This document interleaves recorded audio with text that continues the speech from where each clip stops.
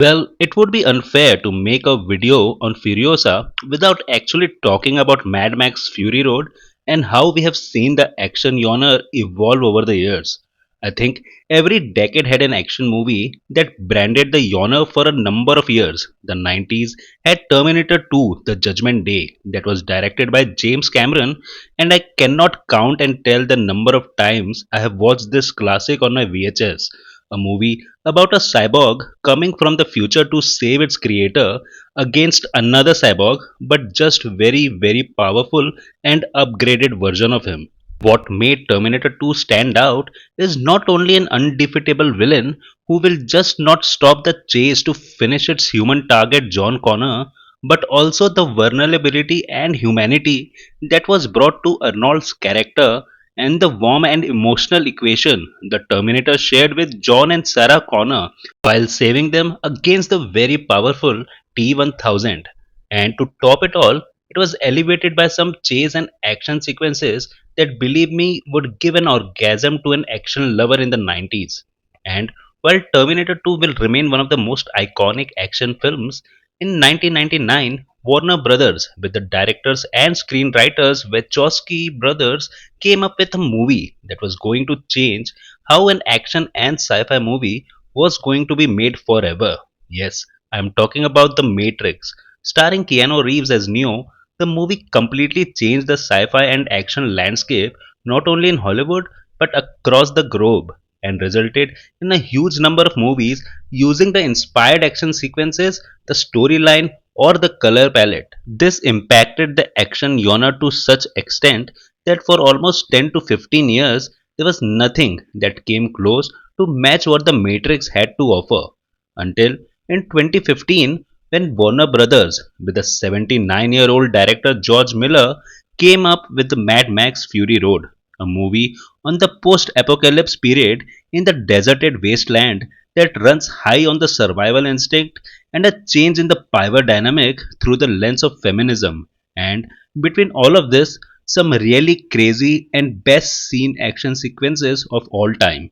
So, with a movie like Fury Road coming up with a prequel and the key character being reprised by Anya Taylor with Chris Hemsworth as her nemesis, this was definitely going to be the most anticipated movie of this year. The plot of the movie starts from approximately 20 to 30 years before Fury Road, when Furiosa is still a kid who, when hopping out with her friend, gets kidnapped by a member of the gang of Dementors, played by Chris Hemsworth.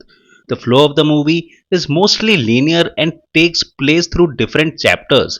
The first chapter forming the abduction of Furiosa as a kid and her separation with her mother. Then her journey across different chapters that form her origin story on different parts of Wastelands and how her fate throws her at the mercy of Torment's leaders like Domentus and Immortal Joe, and how she keeps her will to survive and avenge for her mother from Dementus forms the core plot of the movie. While the comparison with Fury Road is very likely, let's anyway start our discussion on the good and not so good things about this movie. The cinematography. This is hands down the most beautiful and well shot action movie I have seen in the last few years. In terms of how it is shot, it's mostly on par with Fury Road. You can see more longer shots here, capturing the shallowness of the post apocalyptic world more beautifully. You should see this on the biggest screen possible to appreciate how magnificent this movie looks. The action sequences of this movie are also top notch and they have to be being part of this franchise. But there is some basic difference between Fury Road and this movie. The car, bikes, trucks, and every equipment that we see here are not as advanced as you saw in the Fury Road. Obviously, because this is a lesser evolved post apocalyptic time period, hence, gadgets and techniques relatively are more primitive. But despite that, there are some very fascinating action pieces, starting from the first act when Furiosa is getting rescued by her mother to the chases that happen with the war rigs and the one in the final act. The background music of this movie is also very dope. Though this being a relatively more calmer version than Fury Road, the sound design and BGM is relatively less cracked up, but they elevate the action sequences to another level. I think it's also important to mention how good some of the characters and their arcs were written and how well they have been acted. Obviously, Anya Taylor and Chris Hemsworth stand out the most.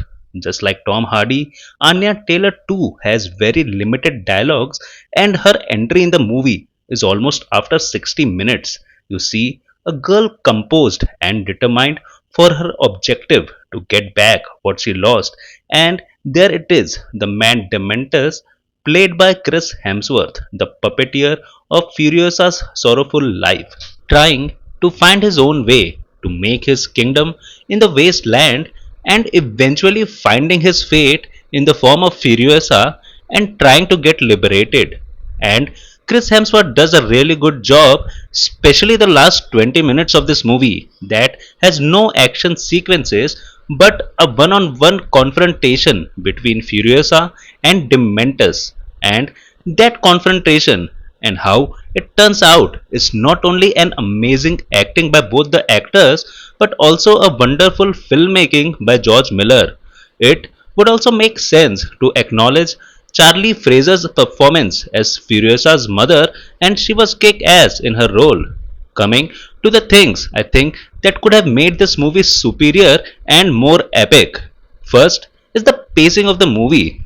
While the first act of the movie and most of the second half is pretty evenly paced and engaging, the second act is slow and drags too much. The action sequences are also not as long and evenly choreographed as Fury Road, but that's an unfair comparison, but a very likely one. I think the 148-minute movie could have been easily shot by 20 minutes if the second act was more crisper. What also could have been better and was little shocking is the VFX in few places, especially in the first half, is the evident usage of the green screen. We unfortunately are forced to compare this with the Fury Road that mostly used practical effects and limiting VFX for making only the final output look finer. However, there are few sequences in Furiosa that are very clearly to be shot in the studio using green screen. So, overall, I think Furiosa, a Mad Max Saga, is an epic origin story with revenge in its core, and you should definitely watch it in the biggest screen possible. It is definitely not as engaging and path breaking as Fury Road, but it is a very satisfying movie in itself. So, this was the video on Furiosa. Please press the like button if you like the video and subscribe to the channel for more such content. I will be returning next week with another video on reviews and movies.